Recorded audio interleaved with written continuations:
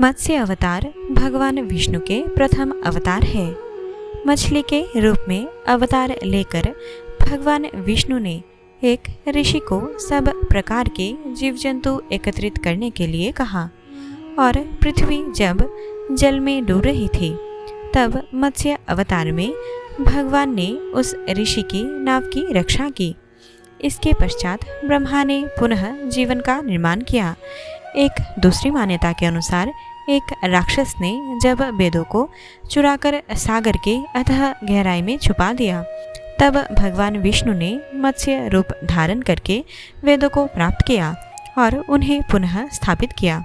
मत्स्य अवतार की कथा। एक बार ब्रह्मा जी की असावधानी के कारण एक बहुत बड़े दैत्य ने वेदों को चुरा लिया। उस दैत्य का नाम हयग्रीव था। वेदों को चुरा लिए जाने के कारण ज्ञान लुप्त हो गया।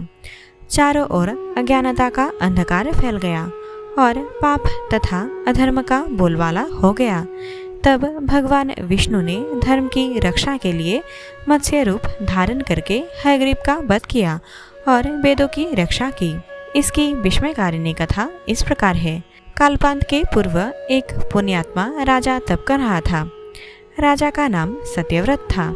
सत्यव्रत पुण्यात्मा तो था ही, बड़े उदार हृदय का भी था। प्रभात का समय था, सूर्योदय हो चुका था।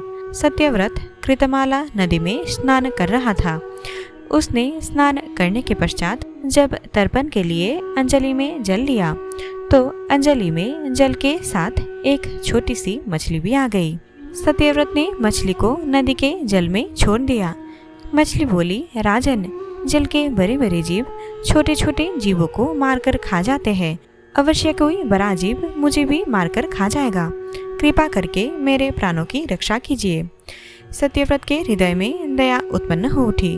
उसने मछली को जल से भरे हुए अपने कमंडलू में डाल दिया।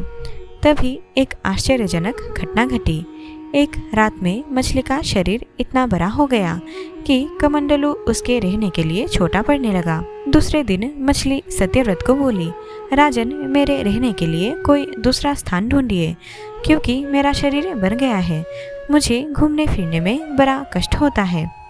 सत्यव्रत ने मछली को कमंडलू से निकालकर पानी से भरे हुए मटके में रख दिया। यहाँ भी मछली का शरीर रात भर में मटके से इतना बड़ा हो गया कि मटका भी उसके रहने के लिए छोटा पड़ गया। मछली पुनः सत्यव्रत से बोली, राजन, मेरे रहने के लिए कहीं और प्रबंध कीजिए क्योंकि मटका भी मेरे रहने के लिए छोटा पड़ रहा है। तब सत्यव्रत ने मछली को निकालकर सरोवर में डाल दिया, किंतु सरोवर भी मछली के लिए छोटा पड़ गया। इसके बाद सत्यव्रत ने मछली को नदी में और फिर उसके बाद समुद्र में डाल दिया। आश्चर्य! समुद्र में भी मछली का शरीर इतना बड़ा हो गया कि मछली को रहने के लिए वह स्थान भी छोटा पड़ गया। अतः मछली पुनः सत्यव्रत से बोली, राजन, यह समुद्र भी मेरे रहने के लिए उपयुक्त नहीं है। मेरे रहने की व्यवस्था कहीं और कीजिए। अब सत्यव्रत विस्मित हो उठा। उसने आज तक ऐसी बड़ी मछली कभी नहीं देखी थी। वह विस्मय भरे स्वर में बोला, मेरी बुद्धि को विस्मय के सागर में डुबा देने वाले आप कौन हैं? मत्स्य रूपधारी श्रीहरि ने उत्तर दिया, राजन, हयग्रीव नामक दैत्यों ने वेदों को चुरा लिया है। जगत में चारों ओर अज्ञान और अधर्म का अंधकार फैला हुआ है। मैंने हयग्रीव को मारने के लिए मत्स्य का रूप धारण किया है। आज से 7वें दिन पृथ्वी प्रलय के चक्र में फिर जाएगी। समुद्र उमड़ उठेगा, भयानक वृष्टि होगी, सारी पृथ्वी पानी में डूब जाएगी। जल के अतिरिक्त कहीं कुछ भी दृष्टिगोचर नहीं होगा।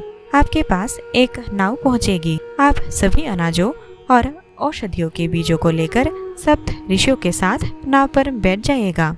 मैं उसी समय आपको पुनः दिखाई पड़ूंगा और आपको आत्म तत्व का ज्ञान प्रदान करूंगा। सत्यव्रत उसी दिन से हरि का स्मरण करते हुए प्रलय की प्रतीक्षा करने लगे। 7वें दिन प्रलय का दृश्य उपस्थित हो उठा। समुद्र भी उमड़कर अपनी सीमाओं से बाहर बहने लगी। भयानक वृष्टि होने लगी। थोड़ी ही देर में सारी पृथ्वी पर जल ही जल हो गया। संपूर्ण पृथ्वी जल में समा गई। उसी समय एक नाव दिखाई पड़ी। सत्यव्रत सप्त ऋषियों के साथ उस नाव पर बैठ गए। उन्होंने नाव के ऊपर संपूर्ण अनाजों और औषधियों के बीज भी भर लिए। नाव प्रलय के सागर में तैरने लगी। प्रलय के उस सागर में उस नाव को अतिरिक्त कहीं भी कुछ भी दिखाई नहीं दे रहा था। सहसा मत्स्य रूपी भगवान प्रलय के सागर में दिखाई पड़े। सत्यव्रत और सप्तऋषि गण मत्स्य रूपी भगवान की प्रार्थना करने लगे। भगवान से आत्मज्ञान पाकर सत्यव्रत का जीवन धन्य हो उठा। वे जीते जी ही जीवन मुक्त हो गए। प्रलय का प्रकोप शांत होने पर मत्स्य रूपी भगवान ने हयग्रीव को मारकर उससे वेद छीन लिए। भगवान ने ब्रह्मा जी को पुनः वेद दे दिए। इस प्रकार भगवान ने मत्स्य रूप धारण करके वेदों का उद्धार तो किया ही, साथ ही संसार के प्राणियों का भी अमित कल्याण किया।